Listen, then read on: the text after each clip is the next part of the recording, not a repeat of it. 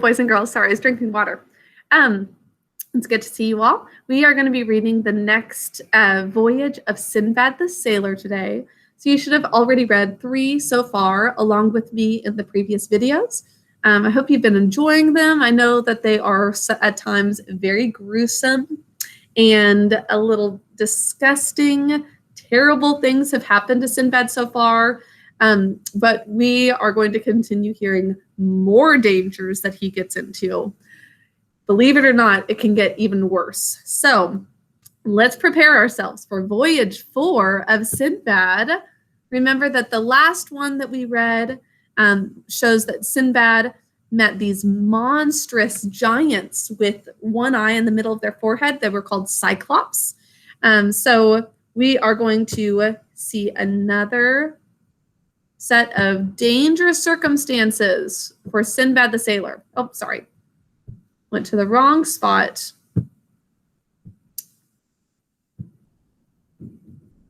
Okay.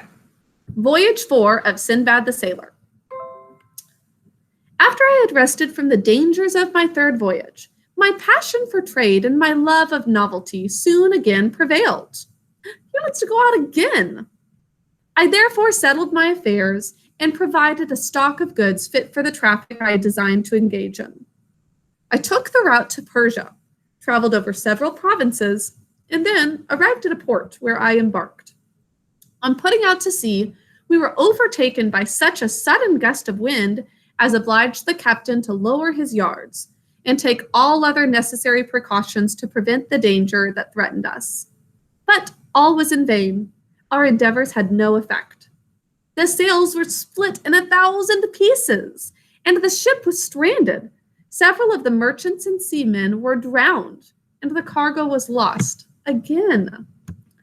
I had the good fortune with several of the merchants and mariners to get upon some planks, and we were carried by the current to an island which lay before us. There we found fruit and spring water, which preserved our lives. We stayed all night near the place where we had been cast ashore. Next morning, as soon as the sun was up, we explored the island and saw some houses which we approached. As soon as we drew near, we were encompassed by a great number of Negroes, who seized us, shared us among them, and carried us to their respective habitations. Now, this is generally considered a word that is offensive to use. At this time, it was not considered quite in that way, but we would not use this word, Negroes, now. It's not a curse word, but it is considered just disrespectful. But this is referring to the people who were native to the island, right? So it's just referring to people who live there on the island. Now I and 5 of my comrades were carried to one place. Here they made us sit down and gave us a certain herb, which they made signs to us to eat. My comrades, not taking notice that the blacks ate none of it themselves, thought only of satisfying their hunger, and ate with greediness. But I, suspecting some trick, would not so much as taste it, which happened well for me. For in a little time, after I perceived my companions had lost their senses, and that when they spoke to me, they knew not what they said. The Negroes fed us afterward with rice. So he is understanding that the people who are local to this island are giving them some food, but there's a trick behind it.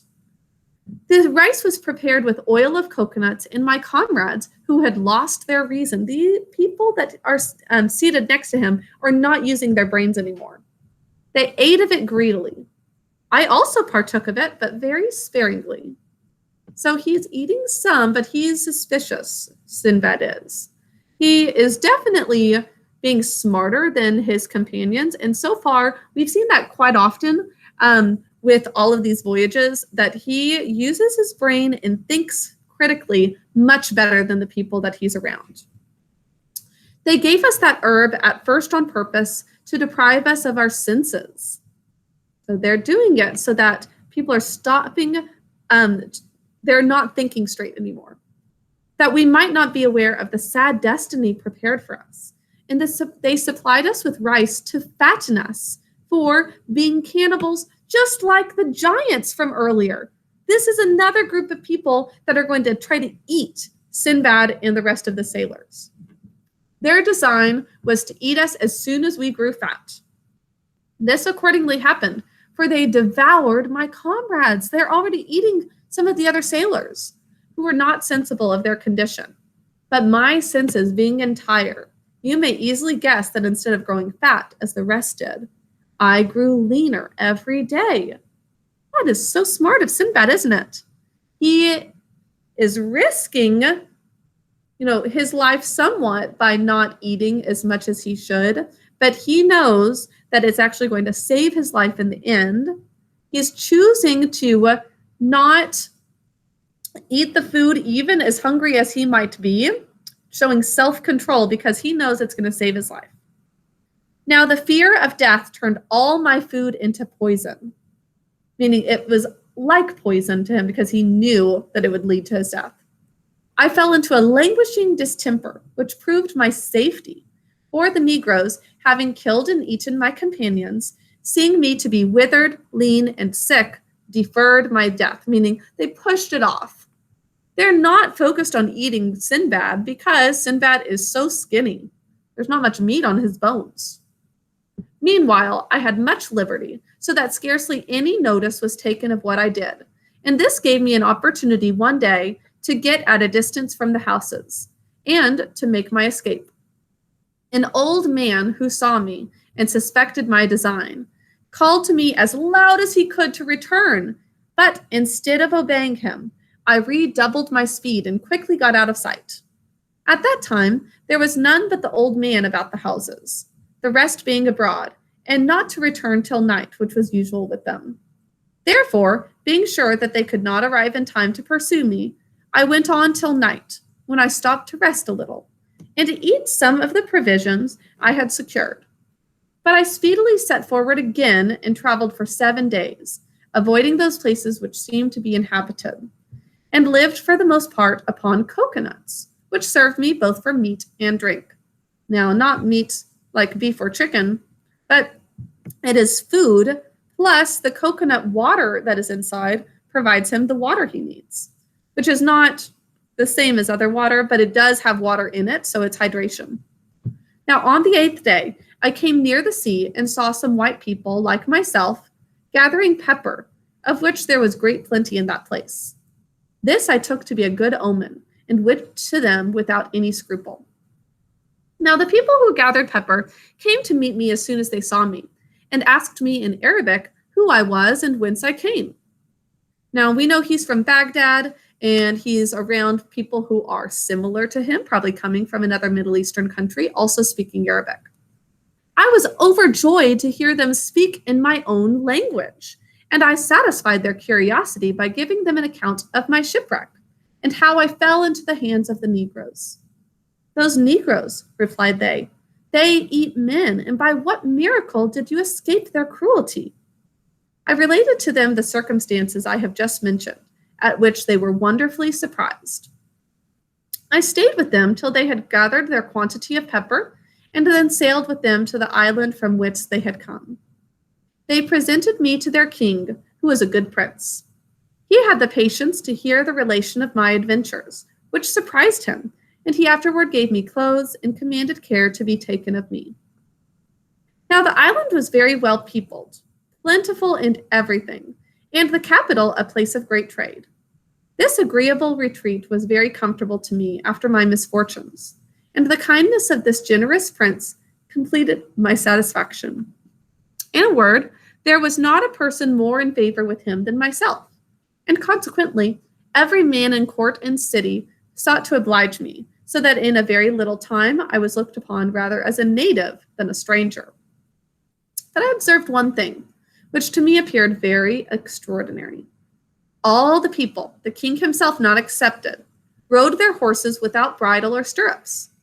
I went one day to a workman and gave him a model for making the stock of a saddle. When that was done, I covered it myself with velvet and leather and embroidered it with gold. Fancy. I afterward went to a smith who made me a bit. That is what a horse puts between their teeth to bite down on. to be able to control the horse, according to the pattern I showed him, and also some stirrups. When I had all these things completed, I presented them to the king and put them upon one of his horses. His Majesty mounted immediately and was so pleased with them that he testified his satisfaction by large presents. I made several others for the ministers and principal officers of his household, which gained me great reputation and regard. As I paid my court very constantly to the king, he said to me one day, "Sinbad, I love thee. I have one thing to demand of thee, which thou must grant. I have a mind that thou shouldst marry, that so thou mayst stay in my dominions and think no more of thy own country." I durst not resist the prince's will, and he gave me one of the ladies of his court, noble, beautiful, and rich. Now the ceremonies of marriage being over, so he's already married to this woman, I went and dwelt or lived with my wife, and for some time we lived together in perfect harmony. I was not, however, satisfied with my banishment. Therefore, I designed to make my escape at the first opportunity and to return to Baghdad. That's why he's unhappy. He wants to go home, which my present settlement, how advantageous soever, could not make me forget. So he's saying advantageous means it's a good situation for him to be in. He realizes that everything is good about this new wife in the home that he lives in, but he wants to be back in Baghdad. Now, at this time, the wife of one of my neighbors, with whom I had contracted a very strict friendship, fell sick and died. I went to see and comfort him in his affliction, and finding him absorbed in sorrow, I said to him as soon as I saw him, "God preserve you and grant you a long life." "Alas," replied he, "how do you think I should obtain the favor you wish me? I have not above an hour to live, for I must be buried this day with my wife." "What?" "This is a law on the island," he says. "The living husband is interred with the dead wife, and the living wife with the dead husband." So even if somebody is still living, they're buried alive with their husband or wife if that husband or wife dies. That's terrible. Now, while he was giving me an account of this barbarous custom, meaning it's barbaric, the very relation of which chilled my blood to be buried alive, that's terrible. His kindred, friends, and neighbors came to assist at the funeral. Now they dressed the corpse of the woman in her richest apparel and all her jewels, as if it had been her wedding day. Then they placed her on an open bier and began their march to the place of burial. Now the husband walked first, next to the dead body. They proceeded to a high mountain, and when they had reached the place of their destination, they took up a large stone which formed the mouth of a deep pit, and let down the body with all its apparel and jewels. Then the husband, embracing his kindred and friends, without resistance, suffered himself to be placed on another bier, with a pot of water and 7 small loaves, and was let down in the same manner. The ceremony being over, the mouth of the pit was again covered with the stone, and the company returned. And I'm going to look up this word. This is not common in our English language. Bier. So bier is a movable frame on which a coffin or a corpse is placed. Right? So it's a frame that the coffin is on top of. I mention this ceremony the more particularly because I was in a few weeks' time to be the principal actor on a similar occasion. And his own wife is going to die, and he is going to be buried with her. Alas, my own wife fell sick and died. I made every remonstrance I could to the king not to expose me, a foreigner, to this inhuman law. I appealed in vain, meaning the king did not listen when he said, "Don't bury me with her." The king and all his court, with the most considerable persons of the city, sought to soften my sorrow by honoring the funeral ceremony with their presence. And at the termination of the ceremony, I was lowered into the pit with a vessel full of water and 7 loaves.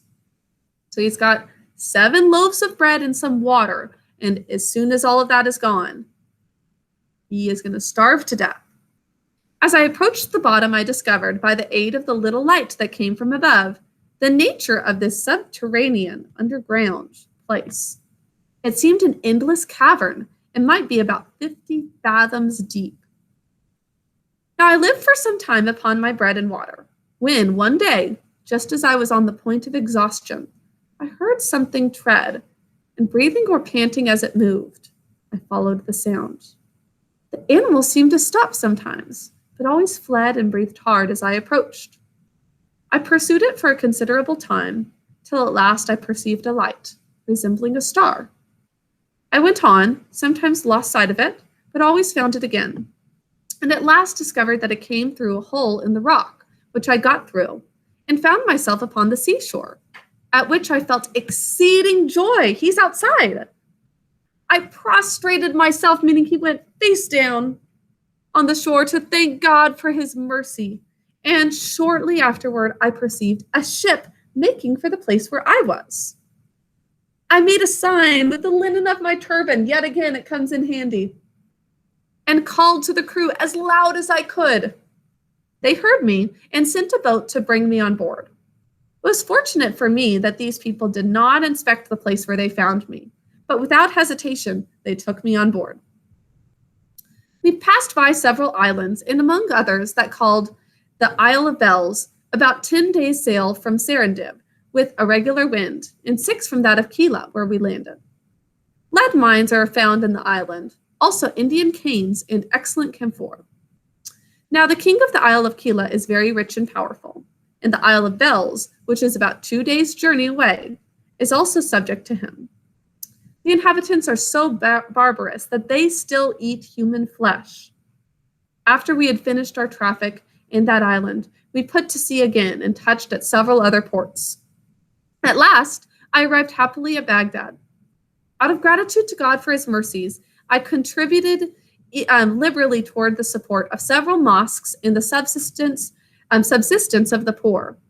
So he is being so generous with his money, helping to build these mosques, places of Muslim worship, and helping the poor, giving them money. And I enjoyed myself with my friends in festivities and amusements. So some of it is just in parties for his friends. Here, Sinbad made a new present of 100 sequins to Hindbad, whom he requested to return with the rest next day at the same hour to dine with him and hear the story of his 5th voyage. So, he escaped being buried alive. Wow. We'll hear about what happens in the 5th voyage in that section as I read that for you for tomorrow's reading. Hope that you're enjoying it so far, and I will talk to you later. Bye.